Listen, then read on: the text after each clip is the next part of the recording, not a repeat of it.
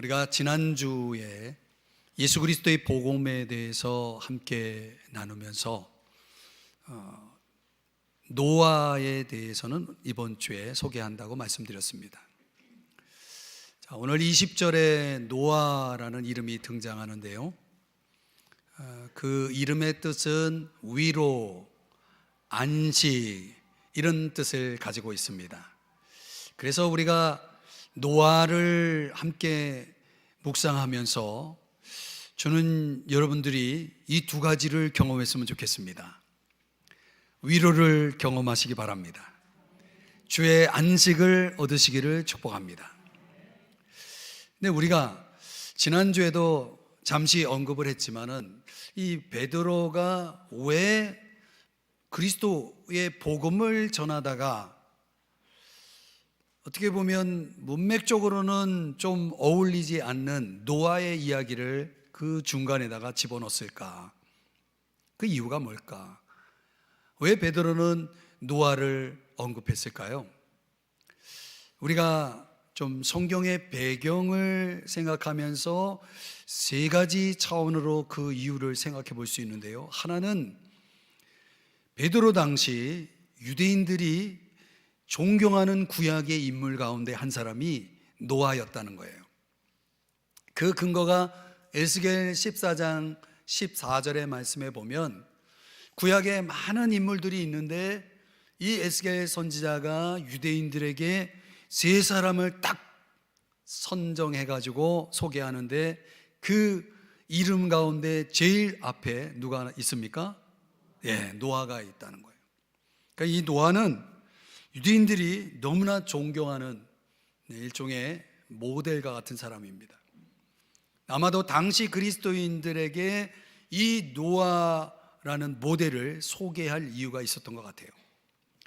또 다른 이유는 시대적인 반영이라고 볼 수도 있는데요, 여러분 기억하시나요? 예수님께서 종말에 관한 예언의 말씀을 설교하실 때 노아의 시대를 언급합니다.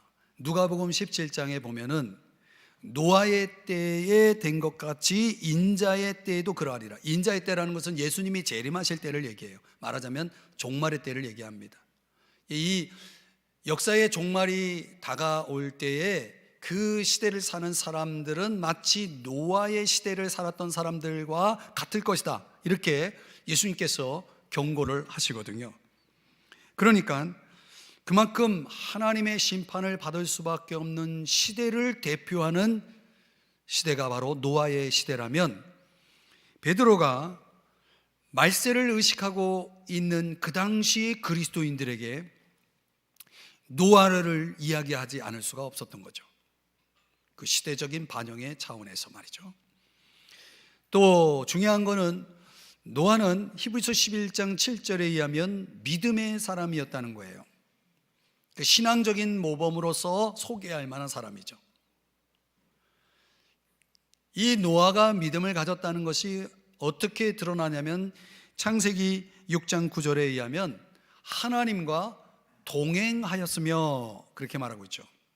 그러니까 하나님과 동행하는 삶을 통해서 노아의 믿음이 입증이 되었다는 것입니다. 동행한다는 게 뭡니까? 아모스서 3장 3절에 의하면 두 사람이 뜻이 같지 않은데 어찌 동행하겠으며, 그러니까 동행을 위한 전제 조건이 뭡니까? 뜻이 같아야 된다는 거예요. 그렇다면 노아가 하나님과 동행했다는 것은 무엇을 의미합니까? 하나님과 뜻이 같았다는 거예요.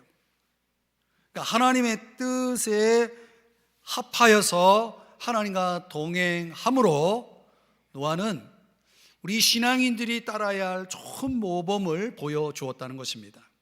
물론 그 당시 이 베드로전서라는 편지를 읽게 될 독자들에게 역시 그러한 좋은 모델이 되었다는 거예요. 그리고 그 믿음의 좋은 결말을 보여준 내용이 히브리서 11장 7절의 말씀으로 올라가 보면 그가 그 집을 구원했다는 거예요. 가족들을 다 구원했다는 거예요. 한 사람의 믿음이 많은 사람들을 유익하게 할 수 있다는 거예요. 그 집을 구원하였고 그는 믿음을 따르는 의의 상속자가 되었다라고 하는 이런 좋은 결말을 우리에게 교훈해 주는 것입니다. 그래서 예수 그리스도의 복음을 전하며 노아의 이야기를 같이 곁들여서 이 베드로가 오늘 우리가 살펴보는 이 본문을 기록한 것입니다. 자, 그렇다면 오늘 저와 여러분이 이 노아의 이야기 속에서 노아의 삶을 통해서 배워야 할 중요한 레슨이 있습니다. 오늘 세 가지로 그것을 설명해 보고자 합니다. 자, 노아는 첫 번째 건축가로서의 삶을 살았습니다. 우리가 그걸 본받아야 합니다. 자, 오늘 본문 20절에 보면은 이런 표현이 나옵니다. 노아의 날 방주를 준비할 동안, 이 준비라는 단어가 우리말로는 번역이 조금 약해요. 건축했다는 뜻입니다. 방주를 건축할 동안, 방주를 지을 동안, 이런 표현이거든요. 어떻게 노아는 방주를 건축할 생각을 했을까요? 창세기 6장 14절에 보면은 하나님께서 노아에게 말씀하시기를 너는 고페르 나무, 우리말로는 잣나무라고 하는 그 나무로 너를 위하여 방주를 만들라, 이렇게 명령을 하신 거예요. 그러니까 이 방주의 건축은 전적으로 하나님의 아이디어에서 나온 것이고, 하나님은 그 마스터 플랜을 노아에게 그 전체를 다 알려주어서 이제 노아가 이 방주를 건축할 수 있었다는 것입니다. 그 왜 하나님은 이것을 건축하라고 말씀하냐면, 너를 위하여 만들라라고 말씀하셨지만 사실상 인류를 보존하기 위해서, 그리고 호흡이 있는 동물들을 보존하기 위해서 이 방주를 창조 또 건축하라고 이제 명령을 하신 거죠. 근데 그 건축 과정을 또 생각해 보면 무려 무슨 건축이 120년 동안 걸립니까? 여러분, 이렇게 오랜 기간 건축 기간이 걸리는 건물을 본 적 있습니까? 건축물을 본 적 있습니까? 어떻든 이 오랜 시간 동안 이 방주를 건축하게 되었다는 것이죠. 그런데 배경적으로 좀 이해할 필요가 있는 것은 방주는 배거든요. 선박이에요. 이 나무로 짜서 이제 선박을 짓는데, 배는 왜 있어야 됩니까? 물이 있는 곳에 배가 필요하잖아요. 그런데 홍수 전에는 비가 오지 않았다는 거예요. 홍수 전에는 창세기 2장 5절에 의하면 하나님이 비를 내리지 않았다는 것입니다. 그러니까 히브리서 11장 7절에 그런 상황을 이렇게 표현했어요. 보이지 않는 일. 뭐가 보이지 않냐면, 아니 이 배를 왜 만드냐, 지금 비가 오지 않는 상황인데 말이죠. 거기에다가 마른 땅에다가, 우리가 알기로는 산 위에다가, 여러분 정상적으로 보면 이거는 완전히 정말 정신 나간 일이죠. 그러니까 이 모든 것들을 볼 때 노아 주변의 이웃들은 굉장히 궁금했을 거예요. 도대체 노아가 무슨 펜션을 저렇게 어려운 장소에다가, 그것도 모양은 배 같은데 이 배를 왜 만드느냐, 이건 도저히 이해할 수 없었을 거예요. 근데 그들이 그런 궁금증도 있지만은 여전히 그들은 예수님이 소개한 내용에 의하면 먹고 마시고 혼인잔치를 치르면서 그들이 상상조차 하지 못했던 일이 준비되고 있었다는 거예요. 그게 뭐예요? 세상의 심판이죠. 홍수 심판. 그걸 상상조차 하지 않고 그들은 지금 뭐 하고 있냐면 먹고 마시고 혼인잔치를 치르고 있는 것입니다. 물론 그 자체가 잘못된 건 아니지만 그들은 지금 아주 중요한 걸 놓치고 있었다는 거예요. 하나님께서 곧 심판하실 거라는 것을. 그런 차원에서 노아는 주변 사람들이 볼 때는 말도 안 되는 행동을 하면서, 그렇지만 그걸 하는 이유는 뭐예요? 하나님이 그렇게 하라고 했으니, 사람들이 당신 정신 나갔냐, 왜 그런 행동을 하느냐, 당장 그만두라고 아마 권면하는 사람들이 한두 사람이 아니었을 거예요. 그것도 120년 동안, 그런 오랜 시간 동안 그런 행동을 하는 모습을 보면서 얼마나 많은 사람들이 주변에서 말이 많았겠어요. 그러나 노아는 뭐 하고 있는 거냐면 순종하고 있는 거예요. 한 걸음 한 걸음씩 이제 방주를 지어 가게 됩니다. 그래서 창세기 6장 22절에서 이렇게 말씀하는데, 다 같이 한번 읽어보겠습니다. 시작. 노아가 그와 같이 하여 하나님이 자기에게 명하신 대로 다 준행하였더라. 이 건축가 노아는 지금 뭐 하고 있는 거냐면 순종하고 있었던 거예요. 그리고 마침내 방주가 완성되자 하나님께서 여러 동물들을 암수 짝을 맞추어서 방주 앞에다가 데려다 놨어요. 그리고 노아는 그 동물들을, 호흡 있는 동물들을 그 짝을 지어서 이제 방주 안으로 들여보냅니다. 그리고 나서 한 일이 뭔가 노아와 그의 가족들이 방주 안으로 들어가게 되는 것입니다. 창세기 7장 1절과 7절과 16절에서 그렇게 말씀하는 거예요. 이제 너희들도 이제 방주에 들어가라 하면서 다 들어가고 나니까 이제 하나님께서 방주의 문을 닫으셨다는 거예요. 그 문이 얼마나 컸을까요? 하여튼 문을 닫으셨어요. 자, 여기서 이제 우리가 궁금한 게 한 가지가 있습니다.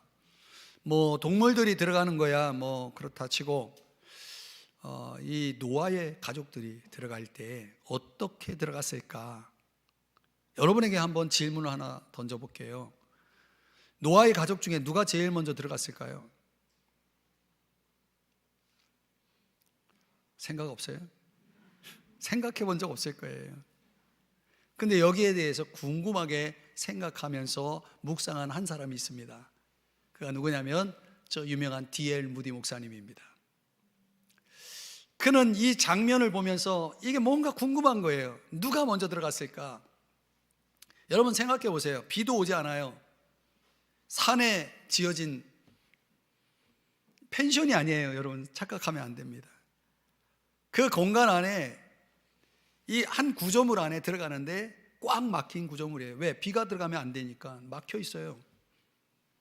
그 답답한 곳에 동물들이 잔뜩 들어가 있는 그 방주에 여러분이라면 뭐 3박 4일 놀러 온 게 아닌데 들어가면 언제 나올지 모르는데 여러분이라면 들어가겠어요? 안 들어가겠어요? 계속 관심 없죠? 저 같더라도 좀 들어가기 좀 찜찜하잖아요. 근데 들어가라니까 들어가는데, 그러면 노아가 야, 너 장남 너부터 들어가 그래가지고 이렇게 들어가라고 할 수도 있잖아요. 근데 D.L. 무디 목사님은 이런 설명을 합니다. 노아가 제일 먼저 들어갔을 것이다. 그리고 아내와 다른 가족이 그 뒤를 따랐다. 노아는 그의 자녀들이 아버지 안에서 확신할 수 있는 삶을 보여주었다. 만약 부모가 스스로 방주에 들어가지 않는다면 자녀들이 그 안으로 들어갈 것이라고 어떻게 기대할 수 있겠는가? 아주 놀라운 주석을 내놓았어요. 그 침침한 곳, 들어가면 언제 나올지 모르는 그 냄새나는 그곳에 누가 먼저 들어갔냐면 노아가 먼저 들어갔다는 거예요. 여러분이 이해하시듯이 노아의 방주는 오늘날 교회를 얘기합니다. 누가 먼저 교회에 나와야 됩니까? 누가 먼저 하나님 앞에 나와서 예배해야 됩니까? 부모가 먼저 나와야 되는 거예요. 부모가 본을 보여야 되는 거예요. 부모가 방주에 들어오지 않는데 자녀들이 들어올까요? 힘든 일이죠. 과연 여러분은 방주에 들어왔다고 생각하시나요? 여러분의 자녀들은 어떤가요? 왜 들어와야 하나요? 주님이 명령하셨잖아요. 주님이 명령하셨잖아요. 그 명령을 따라 순종하고 있나요?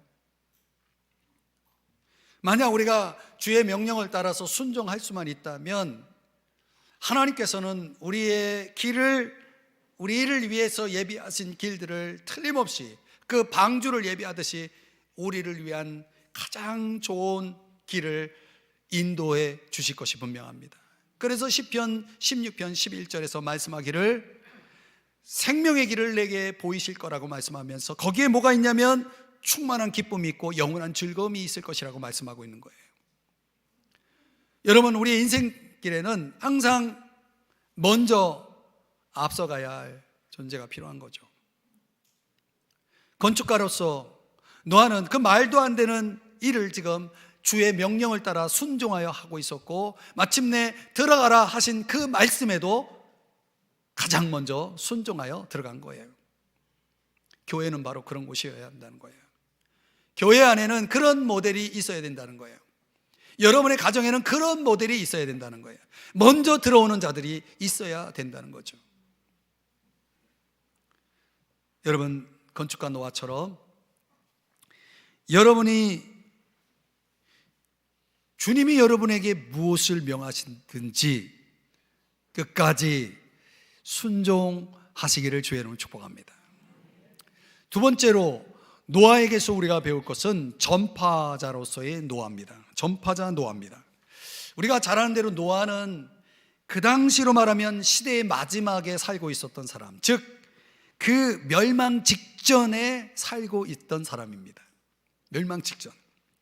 그러니까 그 시대만 두고 보면 이제 하나님의 심판과 멸망이 당장 그 임할 수 있는 그 목전에 살았던 사람입니다. 오늘날 우리들도 다르지 않습니다. 우리 앞에 어떤 일이 있을지 모르지만은 틀림없이 기다리고 있는 건 뭡니까? 하나님께서 이 세상을 심판하실 날이 다가오고 있다는 거죠.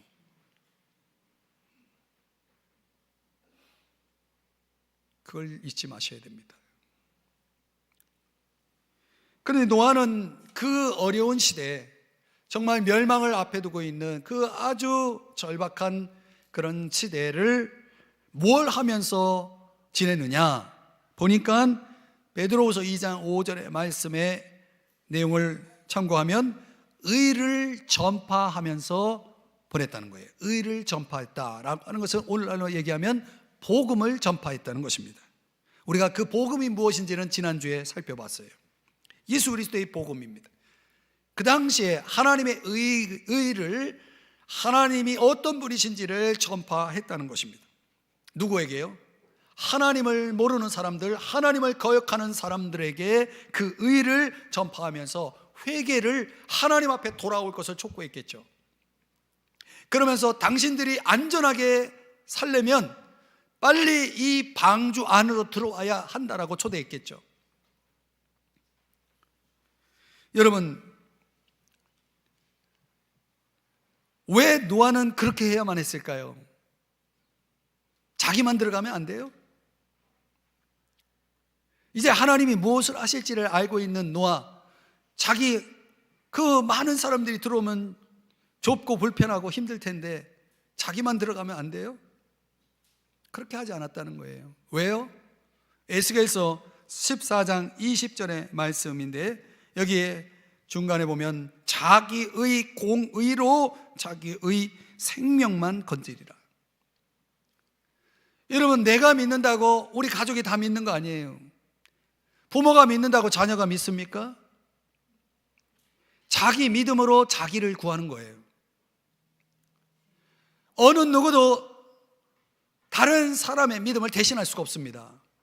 여러분이 구원받고 안 받고는 여러분의 가족 중에 믿는 사람이 있고 없고 상관없어요. 여러분 자신이 여러분의 의로 여러분의 생명을 건질 뿐입니다. 그럼 방주에 들어가는 것은 누구의 강제성에 의해서 들어가는 것이 아니라 내 스스로가 결정해서 들어오는 거예요.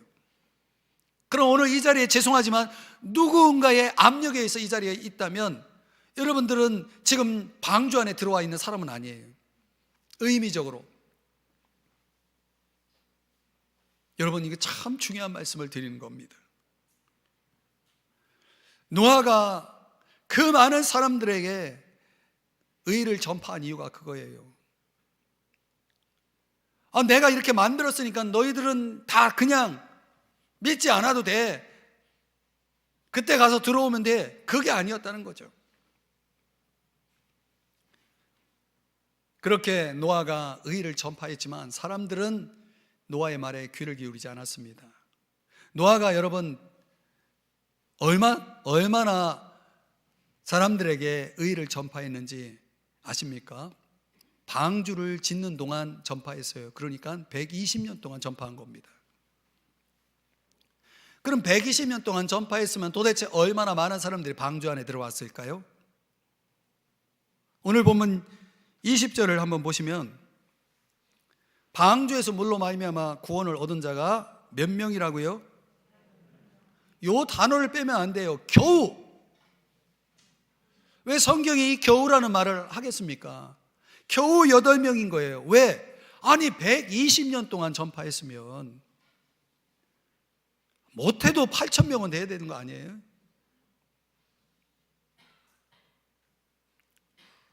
여러분, 8명만이 심판을 받지 않고 구원을 얻었다는 것입니다. 그러니까 노아는 하나님의 의를 120년 동안 전파해서 그렇게 노력을 했는데 겨우 8명만 방주 안으로 들어왔다. 그렇다면 여러분에게 묻겠습니다. 노아는 실패했습니까? 그런 것입니까? 왜 노아는 120년 동안 전파했음에도 불구하고, 그런 오랜 시간 동안 전파했음에도 불구하고 겨우 8명만 구원하게 되었을까요? 이유는 뭘까요? 우리가 두 가지 관점에서 생각해 볼 수 있어요. 그렇게 120년 동안 얼마나 많은 사람들에게 전파했겠습니까? 아마 전파한 사람에게도 계속 얘기를 했을 거예요. 그렇게 오랜 시간 많은 사람들에게 많은 기회를 주었는데 8명밖에 얻지 못했다라는 말은 그 당시 사람들이 얼마나 마음이 강팍했는지를 보여주는 겁니다. 그래서 창세기 6장 13절에 뭐라고 말씀하냐면 그 당시의 사람들의 포악하다는 거, 아주 잔인하다는 거예요. 폭력적이라는 거예요. 그 포악함이 땅에 가득했다는 거예요. 그런 사람들이 그렇게 도덕적으로 부패하고 어둠이 땅에 가득한 그 시대를 사는 사람들이 노아가 아무리 그렇게 반복적으로 120년 동안 그렇게 많이 전파해도 사람들이 꿈쩍하지 않았다는 거예요. 얼마나 마음이 단단한 거예요 도대체. 오늘날 사람들은 어떻습니까? 전도하면, 복음 전하면, 교회 좀 가자고 하면 사람들이 좋아합니까? 환영합니까? 오케이 합니까? 여러분, 이 자리에 교회에 나와 있는 여러분도 기적이에요. 120년 동안 겨우 8명이 들어왔어요. 그렇다면 여러분, 그 시대와 노아의 시대와 우리가 사는 이 시대랑 다르지 않거든요. 그런 가운데 여러분이 겨우 8명 안에 여러분 들어와 있는 거예요. 그러나 더 깊이 들어가 보면 이렇게 구원받는 게 어려운 거예요. 우리가 생각해 보면 지역적으로 지금도 세계 지도를 펴놓고 보면 몇십 년 동안 한 곳에서 사역을 해도 한 사람 구원을 못한 사역자들도 있습니다. 여러분들이 잘 아시겠지만 이슬람권이나 힌두교권, 불교권, 공산권 같은 그런 지역에서 복음 전한 사람들은 대놓고 복음을 전할 수 없는 상황에서 오랜 시간 함께하고 그들에게 복음을 나누려고 애를 쓰지만 한 사람을 구원하기가 어려워요. 우리나라 안에도 저 산간벽지에서 정말 연세 드신 몇 분 모시고 섬기면서 교회를 하시는 분들이 있죠. 그러면 그렇게 보면 그런 분들은 다 목회적으로 사역적으로 실패한 사람입니까? 겨우 그 몇 명밖에 하나님 앞에 제대로 섬기지 못하는 그런 사역자들은 다 실패자입니까? 사랑하는 여러분, 우리가 외형적으로 사역자들을 판단하는 것은 정말 어리석은 것입니다. 그렇게 놓고 보면 오늘날 노아라는 사람이 살아있다면 노아 목사님은 실패자 목사님입니다. 그렇죠? 그런 성경은 과연 그를 그렇게 평가하느냐? 그렇지 않는 거예요. 그러나 노아의 이 사역의 결과물은 그 사람의 무능력이 아니라 그것은 그 시대의 반영이었다는 거예요. 그 시대 사람들의 강팍함. 그만큼 앞으로는 점점 더 구원받기가 더 어려워질 것을 보여주는 것입니다. 지금보다 훨씬 더 구원받는 자의 수가 더할 수 없는 그런 시대가 더 가까이 오고 있는 것이죠. 노아의 편에 생각해 보면 그렇게 전에도 듣지 않고 거부하는 사람들을 대할 때 여러분이라면 내가 10번 건면했는데 교회 안 가겠대요. 그러면 여러분이라면 또 건면하겠어요? 120년 동안 건면했는데 거부한다면 여러분 전하고 싶겠어요? 그런데 노아는 120년 동안 한 번도 중단하지 않고 성실하게 그 사람들의 그 차가운 반응에도 불구하고 그 잔인한 반응에도 불구하고 계속해서 전파했다. 이건 뭘 얘기하냐면 노아가 그만큼 성실했다는 거예요. 그럼 노아는 왜 그렇게 성실해야 했을까? 왜 120년 동안 포기하지 않고 의를 전파했을까요? 하나님이 주신 일이기 때문에 그래요. 오늘날 목회자들이 참 목회에 실망하고 여러 가지 어려움 속에 목회를 내려놓는 사람들이 있습니다. 요즘 코로나 시기에는 더 그렇습니다. 저도 그런 생각을 할 때가 있었습니다.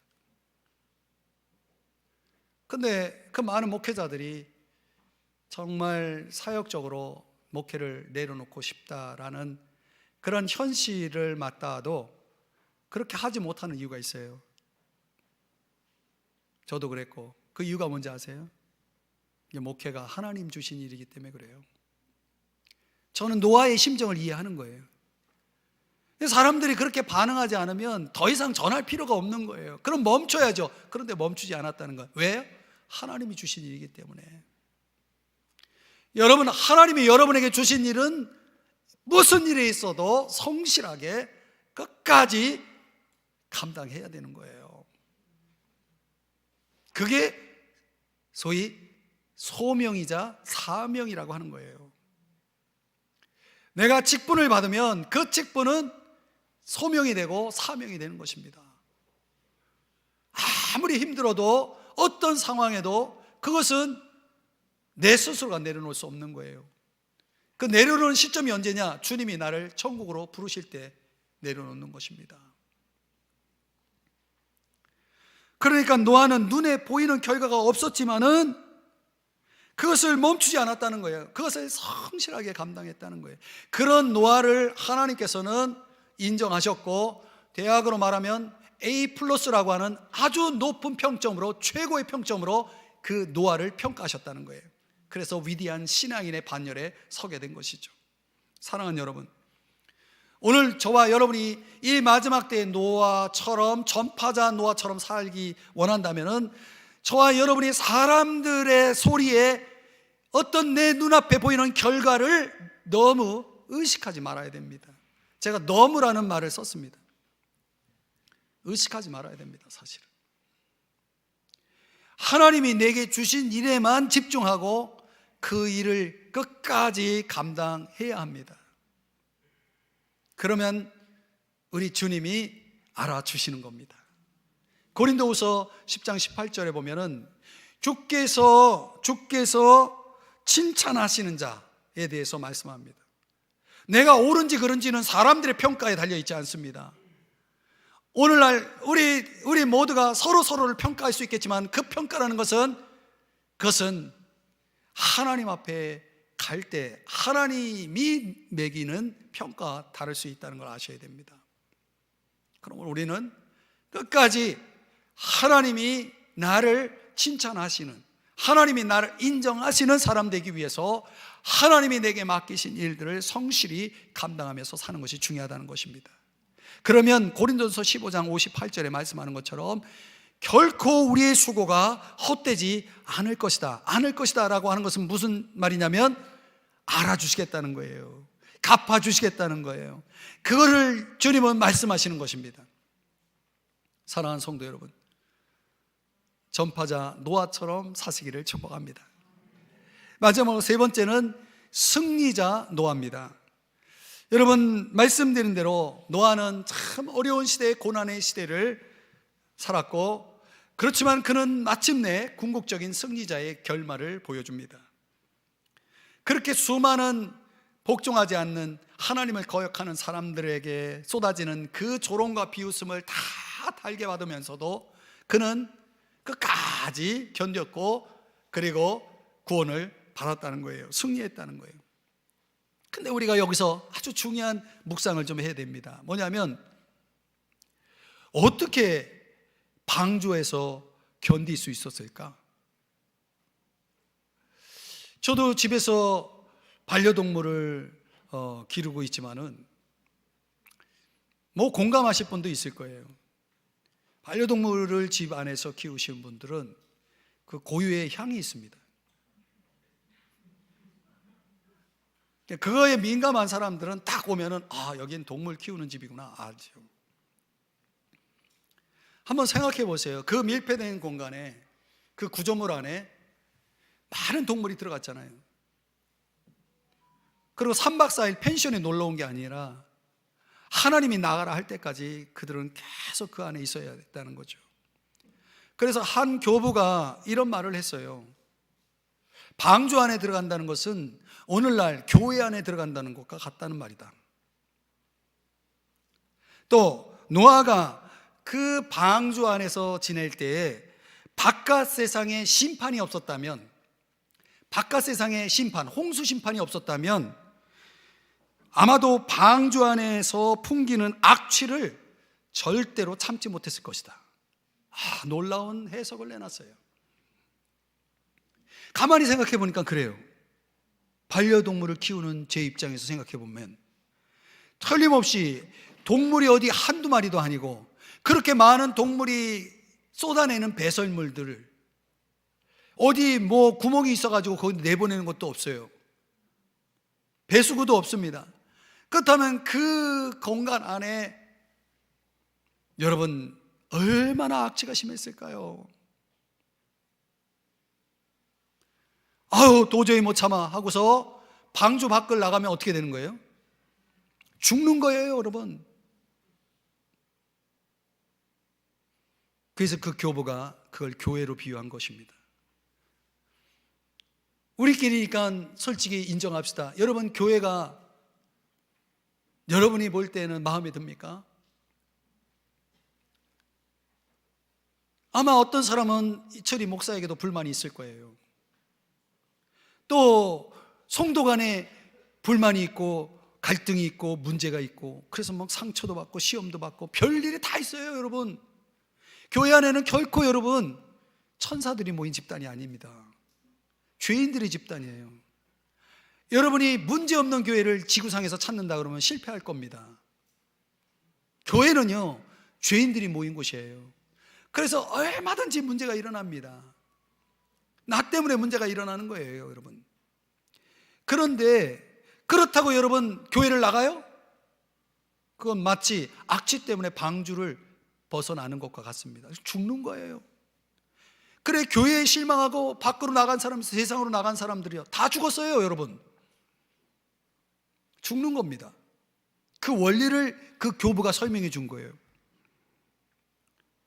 물이 줄어들기 시작할 때도 도저히 못 견디다 해가지고 방주를 나가지 않습니다. 왜? 하나님의 사인이 아직 없었어요. 그래서 하나님이 완전히 야 이제 됐다 나가라 할 때까지, 그때가 언제냐면 저와 여러분에겐 우리가 천국 갈 때예요. 우리가 천국 갈 때 그때는 이제 교회에서 나가야 돼요. 근데 그때까지는 하나님의 신호가 있을 때까지는, 즉 하나님이 나를 부르실 때까지는 절대로 교회를 나가면 안 되는 겁니다. 무슨 일이 있어도 깨달으시기를 바랍니다. 그래서 창세기 8장 15절 16절에서 이제 방주에서 나오라, 이건 하나님 부르셨다는 거거든요. 그래서 나왔다는 거예요. 저는 이걸 묵상하면서 너무너무 노아와 그의 가족들이 대단하다 이런 생각이 들었어요. 얼마나 그 긴 시간을 기다렸습니까? 그게 보통 능력입니까? 그러니까 이 두 가지가 있지 않으면 불가능한 거예요. 하나는 믿음, 또 하나는 성숙이에요. 그래서 누가 기다립니까? 믿음 있는 사람이 기다려요. 누가 기다립니까? 성숙한 사람이 기다리는 거예요. 이 노아는 이 둘 다를 다 갖추고 있었다는 거죠. 그럼 도대체 이 능력이 어디서 나왔을까요? 이게 핵심입니다. 그 기다리는 능력을 어떻게 얻게 되었을까요? 그것은 노아 방주의 구조에서 그 힌트를 찾을 수가 있습니다. 창세기 6장 16절을 한번 보시면 여기 구조물 가운데 창이 나와요. 창. 우리 교회 창은 어디 있습니까? 옆면에 있잖아요. 그렇죠? 노아 방주의 창은 어디 있습니까? 위에 있어요. 그럼 여러분 생각해 보세요. 왜 위에다 창을 만듭니까? 보통 일반적으로 환기를 한다 치면은 벽 쪽에다가 옆면에다가 해야 되잖아요. 만약에 창이 옆에 있었다면 그들이 그 창 밖을 보면서 뭘 봤을까요? 그 홍수의 파도를 봤겠죠. 그 시체가 떠다니는 모습들, 어쩌면 아직 죽지 않고 떠다니면서 아우성을 몸부림을 치는 고통스러운 죽음을 견디기 위해서 막 소리치는 그런 모습들, 이런 것들 봤겠죠. 별로 좋지 않았을 것 같아요. 그거 가지고는 방주에서 기다릴 수 있는 능력을 키우기는 어렵습니다. 그래서 하나님이 위를 향하게 한 거예요. 여러분, 방주 안에서 오직 바깥 세상을 볼 수 있는, 바깥을 볼 수 있는 유일한 통로인 창을, 우연한 창을 보면서 노아는 뭘 했을까요? 그 많은 시간 동안 위를 볼 때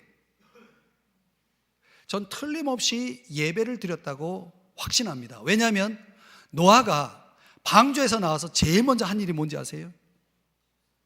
예배예요. 여러분, 이 방주, 즉 교회 안에서 예배를 훈련하지 않은 사람들이 세상 밖에서 예배할 수 있을까요? 직장에서, 사업장에서 예배할 수 있을까요? 학교에서 예배할 수 있을까요? 저는 불가능하다고 봅니다. 이 방주 안에서 위에난 창을 바라보면서, 하나님을 바라보면서 그는 하나님 앞에 끊임없이 예배하고 끊임없이 찬양하면서 그 시간을 견뎌냈을 것이 분명합니다. 이게 바로 신앙의 구조예요. 이게 바로 그리스도인의 삶의 구조라는 거죠. 우리는 무엇을 바라보느냐라고 하는 것입니다.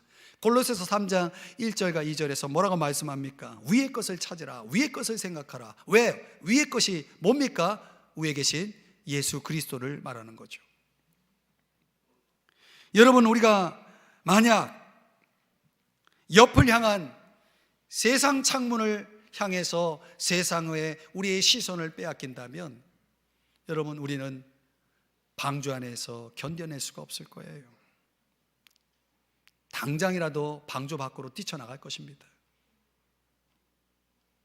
이 세상의 파도를 견뎌낼 수가 없어요. 그래서 베드로도 물 위를 걷다가 파도를 보고 물속에 잠겨 버리게 된 것입니다. 죽는 거예요. 세상을 보면 죽는 거예요. 그 세상의 파도를 이겨낼 수가 없는 거예요. 그러니까 우리는, 저와 여러분은 항상 위를 봐야 승리자가 되는 것입니다. 이사야 28장 16절에서 말씀하기를 귀하고 견고한 기초돌, 이게 바로 예수 그리스도를 얘기합니다. 그것을 믿는 이는 다급하게 되지 아니하리로다. 마음속에 안식이 주어지는 거죠. 여유가 주어지는 거죠. 세상 일에 그렇게 몸달아하고 흔들리지 않는 것입니다. 제가 오래전 소개했던 단어처럼 샬바흐, 샬롬, 이런 것들이 주어지는 것입니다. 그래서 노아는 위를 찾았고 위를 생각했고 또 위에서 주시는 그분의 말씀을 기다렸고 그리고 그 말씀대로 따랐기 때문에 노아는 승리할 수 있었던 거예요. 우리도 마찬가지예요. 우리도 그렇게 살아야만이 가능한 거죠. 그래서 오늘 베드로는 본문에서 그 노아의 승리를 무엇과 연결하냐면 세례와 연결합니다. 20절 21절에 보면 너희를 구원하는 표라고 말하면서 세례를 언급합니다. 여러분, 참 중요한 단어인데 이 세례가 저와 여러분에게 적용한다면 21절에 그렇게 말씀하는 겁니다. 너희를 구원하는 표다, 이렇게 말하고 있는 것입니다. 그리고 21절 끝부분을 다시 보여주시면 21절 끝부분을 한번 보여주세요. 베드로전서 2장 21절 다음 이는 육체의 더러운 것을 제하여 버림이 아니요 하나님을 향한 선한 양심의 간구니라. 요 간구라는 단어가 무슨 뜻이냐면 응답 또는 맹세, 요구, 이런 뜻을 가지고 있거든요. 그러니까 이 단어가 뭐와 연결돼서 나오냐면 세례와 함께 연결되는 겁니다. 여러분 가운데 세례 받으신 분이 있고 세례 받지 못하신 분이 있죠. 세례 받지 못하신 분은 내년에 부활절 전으로 있는 세례식에 꼭 참여하셔서 세례를 받으셔야 됩니다. 세례라고 할 때 우리가 반드시 하는 의식이 뭐냐면 서약하는 의식이 있습니다. 서약. 이 간구라는 단어는 바로 그 단어예요. 맹세하다, 서약하다는 거예요. 그럼 뭘 서약하는지 여러분 아십니까? 세례 받을 때 뭘 서약하십니까? 기억나십니까? 기억이 안 나니까 세례 받은 자처럼 살지 않잖아요. 그렇죠? 여러분 결혼식을 하면은 뭐 합니까? 서약하죠. 그 서약을 기억하십니까? 그러니까 안 사는 거예요. 그렇게 못 사는 거예요. 제가 다시 가르쳐 드릴게요. 세례 받을 때 서약이 딱 두 가지입니다. 요약하면 하나는 내가 이후로는 하나님만을 위해 살겠습니다. 하나님만 섬기며 살겠습니다. 이걸 서약하는 거예요. 두 번째는 내가 세상 죄를 버리겠습니다. 이거를 서약하면서 내가 구원받은 사람이라는 것을 고백하고 간증하는 의식이 세례식이라고 하는 것입니다. 그러니까 노아가 경험한 것은 곧 세례를 받는 것과 같은 경험이에요. 그래서 우리에게는 노아가 물에서 구원을 받은 것처럼 저와 여러분은 세례를 통해서 그걸 경험하는 거예요. 그런 그 세례를 통해서 저와 여러분은 그 서약이, 여러분이 한 서약이 진정성 있는 서약이라면 두 가지를 하면서 살아야 되는 거예요. 여러분 마음속에 이제 마음의 모든 죄악들을 버리는 삶을 살아야 되고, 또 하나님을 기쁘시게 하고자 하는, 하나님을 위해서 살아가고자 하는 갈망과 소원을 품고 살도록 되어 있는 거예요. 그렇게 살고 계시나요? 그렇게 사는 것이 여러분이 진정한 세례를 받은 분이고, 진정한 세례를 받은 분만이 이 세상을 이길 수가 있고 진정한 승리자가 될 수 있다는 말이에요. 그러니까 어떤 고난, 어떤 상황 속에서도 흔들림 없이 믿음으로 주님을 섬기고 끝까지 인내하며 주님을 따르는 사람이 누구냐? 그 진정한 세례를 받은 사람이라는 거예요. 그 진정한 세례를 위해서, 그 세례에 합당한 삶을 위해서 주님이 우리에게 주신 선물이 뭐냐면 성령입니다. 그 고린도전서 12장 13절에 성령은 우리가 믿을 때에 성령 세례를 통해서 성령을 받는 것입니다. 그러니까 여러분이 예수 그리스도를 믿으면 여러분 안에 성령이 들어와 계시는 거예요. 그 성령을 여러분이 받았다면 사도행전 1장 8절에 뭐라고 말씀하냐면 내 증인이 되리라 라고 말하고 있어요. 성령 받은 사람은 예수의 증인이 되는 겁니다. 예수님을 위해 사는 사람이 되는 겁니다. 예수님을 위해 헌신하는 사람이 되는 겁니다. 예수님을 섬기는 삶이 나오는 것입니다. 그렇게 살고 계시나요? 그래서 그 세례가 성령을 통하여 우리에게 적용될 때 우리는 로마서 6장 11절의 말씀대로 죄에 대하여 죽은 자로 살고 하나님을 대하여는 살아있는 자로 살게 되는 것입니다. 하나님을 대하여는 살아있는 자라는 것은 하나님께 순종하고 충성하며 산다는 거예요. 사랑하는 여러분, 오늘 이 노아의 이야기가 노아의 때와 같은 시대를 사는 저와 여러분에게 던지는 도전입니다. 이제 말씀을 적용해 보겠습니다. 여러분, 우리를 둘러싸고 있는 우리의 삶의 고난이 있습니다. 이 고난에 찬 상황과 역사가 어쩌면 어떤 이들에게는, 아니면 우리 모두에게 정말 너무나 깊고 깊은 어둠을 던져줄 수가 있습니다. 그래서 어떤 분을 보면은 참 어두워요. 숨길 수가 없어요. 뭔가 삶의 고난이 있기 때문에 그런 모습을 느낄 수가 있는 거죠. 이 고난의 색깔은 다릅니다. 그 깊이도 다르고요. 개인적으로 당하는 고난도 있고, 가정 안의 고난도 있고, 또 인생살이 속에 겪는 고난도 있고, 여러 가지 고난들이 우리의 삶의 장에 찾아오는 것입니다. 그럴 때 어떤 사람들은 그 고난을 이겨내기도 하고, 어떤 사람은 그 고난 앞에 주저앉기도 하는 것이죠. 노아는 그런 고난의 시대 속에서 어떻게 견딜 수가 있었을까? 어떻게 그는 그것을 극복할 수 있었을까? 그에게 있어서 세 가지 캐릭터가 나오는 겁니다. 그는 건축가로서의 삶을 살았다는 것이죠. 그것은 하나님이 내게 명하신 인생 플랜을 가지고 순종하며 살아가는 거예요. 그러니까 하나님이 말씀하신 대로 다 준행하는 그런 삶에 있어서의 건축인 거죠. 삶의 건축을 그렇게 이루어 나간 것입니다. 우리도 그렇게 살아야 된다는 거예요. 또 그는 세상 사람들이 어떻게 평가를 하든 눈에 보이는 결과가 없어도 그는 전파자로서의 노아, 그 삶을 살았던 것이죠. 그래서 하나님이 내게 맡기신 일을 사명감을 가지고, 소명감을 가지고 그는 끝까지 인내하면서 그것을 성실하게 감당했다는 거예요. 왜? 하나님이 알아주시니까, 하나님이 갚아주실 거니까. 그리고 마침내 그는 최후의 승리자로서 항상 저 방주의 위에 난 창을 바라보면서 하나님을 예배했듯이 성령의 능력으로 예배자의 삶을 통해서 하나님 주신 능력으로 하나님을 위해 살았다라고 하는 것이죠. 그래서 마침내 승리자가 되었다는 것이죠. 이런 삶의 모습이 저와 여러분이 오늘 이 성경을 통해서 반드시 배우고 따라야 할 우리의 삶의 전형인 것입니다. 여러분, 두려우십니까? 걱정이 되십니까? 여러분, 세상의 파도가 보여서 걱정이 되십니까? 걱정할 필요 없어요. 여러분 방주 안에 있잖아요. 아무리 파도가 몰아치고 해도 여러분을 덮을 수가 없어요. 왜? 여러분은 방주 안에서 안전하잖아요. 여러분이 예수 그리스도 안에 있다는 게 그걸 의미하는 거예요.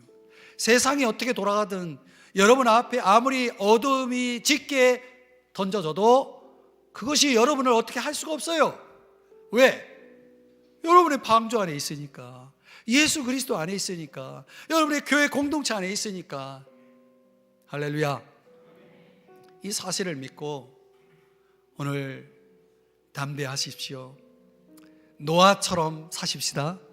노아처럼 승리하십시다. 주님이 함께 하십니다. 우리 그 자리에서 다 같이 일어나셔서 오늘 이 말씀을 생각하면서 짧게 한 30초 동안만 오늘 이 말씀 기억하면서 하나님, 노아처럼 살게 도와주세요. 저도 노아처럼 승리하게 도와주세요. 주님이 방주에서 나오라 할 때, 주님이 저 하늘나라로 나를 부르실 때까지 주님, 제가 노아처럼 변함없이 살게 도와주세요. 우리 한번 이 시간에 간절하게 주님께 은혜를 구합시다. 다 같이 30초만 간절히 기도하십시다. 주여, 그렇습니다. 저희들 사랑하여 주셔서 오늘 말씀을 주시고 노아처럼 건축가로서 전파자로서 승리자로서 끝까지 우리가 승리